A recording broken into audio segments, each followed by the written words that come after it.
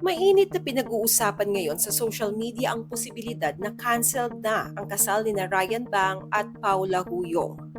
Nagsimula ang usap-usapan nang mapansin ng mga netizens na burado na ang lahat ng litrato ni Ryan sa Instagram feed ni Paula, kasama na ang kanilang engagement photos.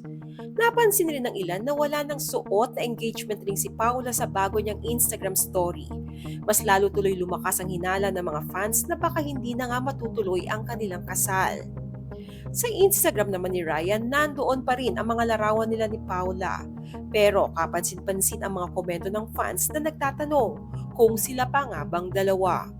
Kamakailan lang nag-post si Ryan mula sa kanilang co-owned restaurant na Paldo at may caption na, "I'm still waiting for you. I'm here." Dahil dito, marami ang naniniwalang may pinagdadaanan lang ang dalawa at baka hindi pa ito tuluyang paghihiwalay. Matatanda ang June 29, 2024, nag-post si Paula sa social media ng napakasayang balita. Sinagot na niya ng yes ang wedding proposal ni Ryan. Sobrang saya nila pareho. Proud na proud din si Ryan na ipakita sa lahat na engaged na sila.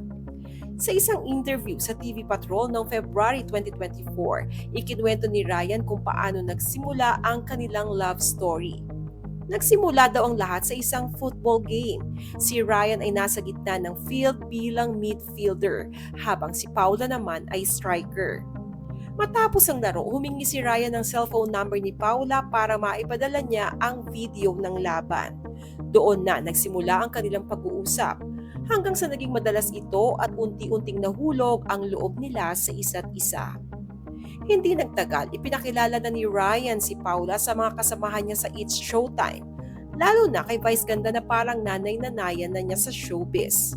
Noong September, nagpunta silang dalawa sa South Korea para ipakilala ni Ryan si Paula sa kanyang mga magulang. Nagulat daw ang pamilya ni Ryan dahil iyon ang unang beses na may ipinakilalang babae si Ryan sa kanila. Sa Korean culture, kapag ipinakilala ng anak na lalaki ang isang babae sa pamilya, ibig sabihin seryoso na siya rito at nakikita niya itong magiging asawa balang araw. At ayon mismo kay Ryan, si Paula na ang babaeng gusto niyang makasama habang buhay.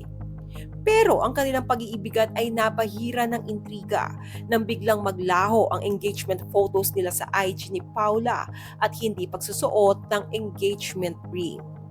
Samantala, sa latest episode ng It's Showtime ay marami ang nakapansin na tila ilang beses na natutulala si Ryan habang naka-on air na para bang may malalim na iniisip. Sa kasalukuyan ay wala pang paglilinaw sina Ryan at Paula kung totoo ba ang mga bali-balita na hiwalay na sila at hindi na matutuloy ang kasal.